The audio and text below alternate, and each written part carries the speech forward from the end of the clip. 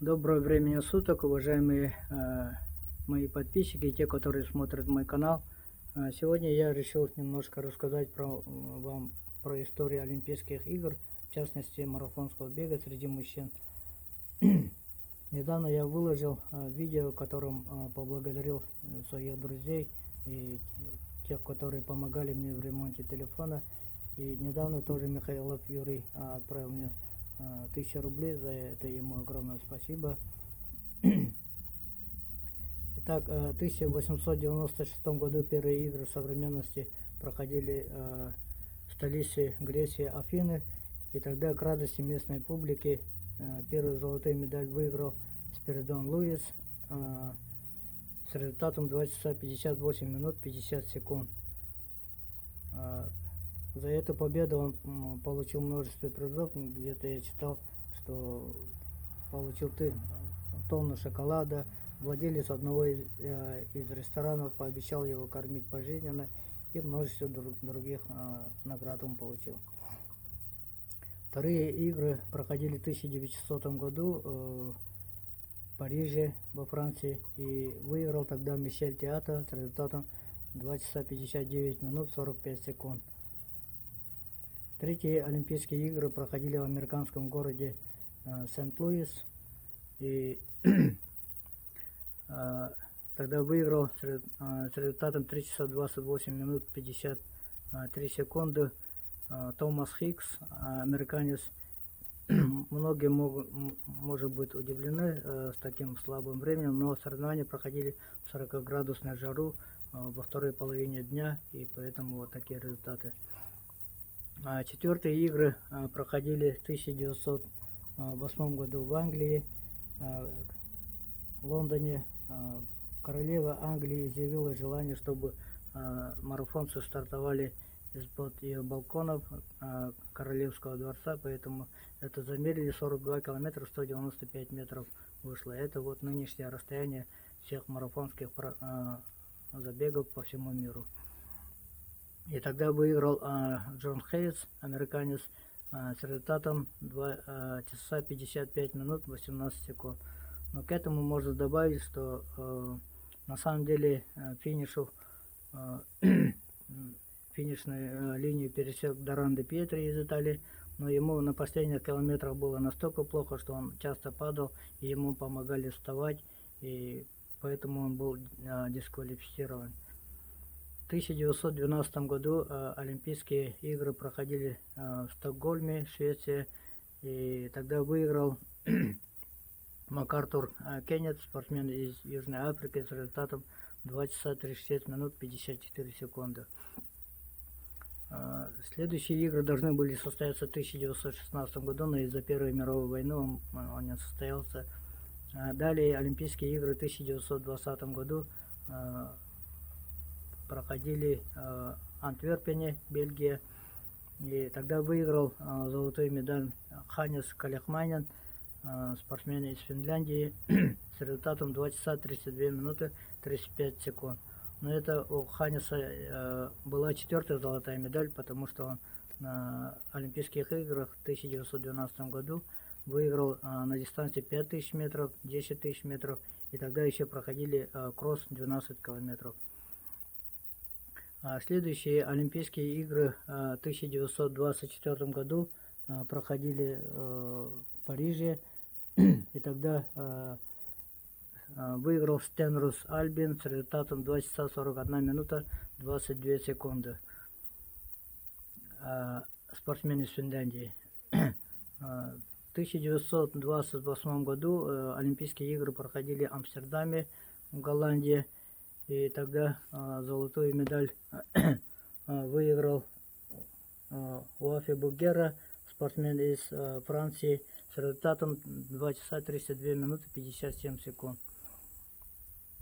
Так, далее в 1932 году Олимпийские игры проходили в Лос-Анджелесе, Соединенные Штаты Америки, и тогда победу праздновал Хуан Карлос Сабала, спортсмен из Аргентины, с результатом 2 часа 31 минуту 36 секунд.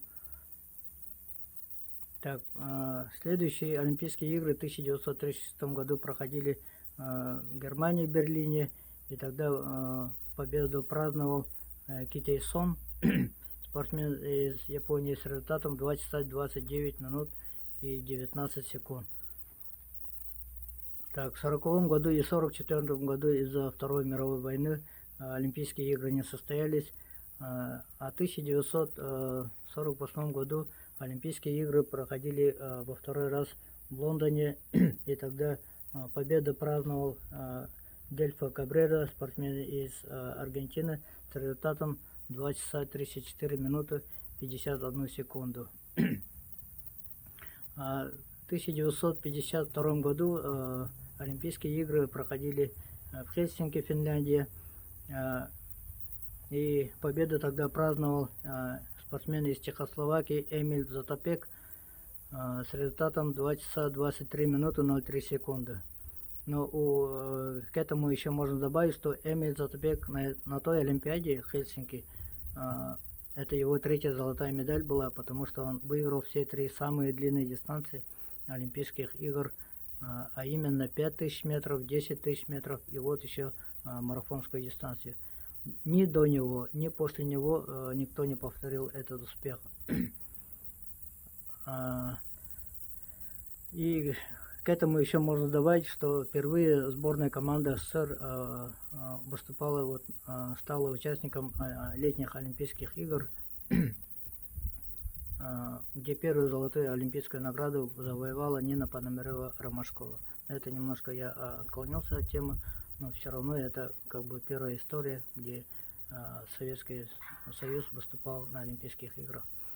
Следующие Олимпийские игры в 1956 году проходили в австралийском городе Мельбурн, где золотую медаль на марафонской дистанции выиграл Ален Милман с результатом 2 часа 25 минут 00 секунд из Франции. Следующие игры в 1960 году проходили в Риме, Италия, и тогда выиграл Абебе Бикила с результатом 2 часа 15 минут 16 секунд.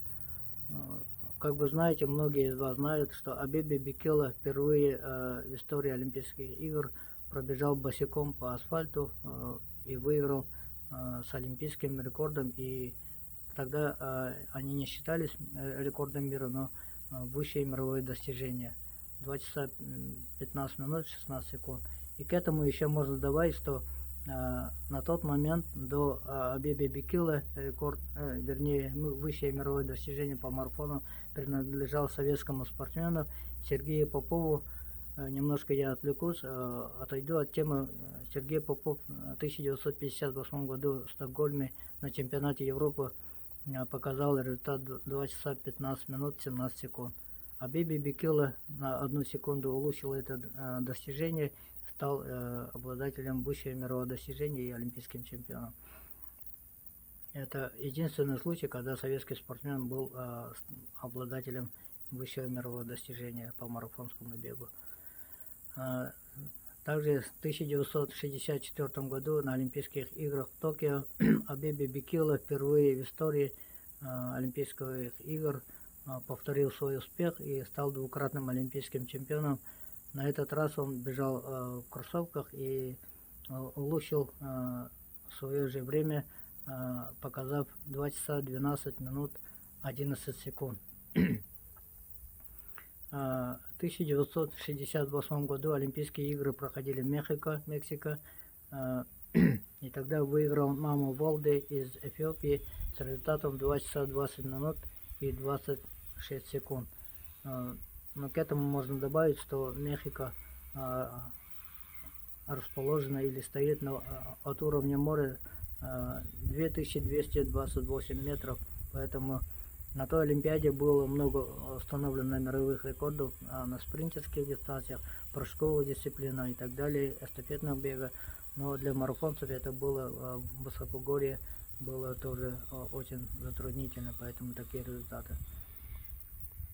Так, в 1972 году в Мюнхене ФРГ Золотую медаль выиграл Фрэнк Шортер, спортсмен из Соединенных Штатов Америки, с результатом 2 часа 12 минут 19 секунд. 1976 год, Монреаль, Канада. Победу праздновал Вальдемар Серпинский, спортсмен из бывшего ГДР, Германской Демократической Республики. И тогда он прибежал очень хорошим результатом 2 часа 09 минут 55 секунд. На Олимпийских играх в 1980 году, которые проходили в Советском Союзе, в Москве, Вальдемар Серпинский во второй раз в своей жизни тоже и вторым человеком в истории Олимпиад стал двукратным чемпионом. На этот раз он показал результат 2 часа 11 минут 03 секунды.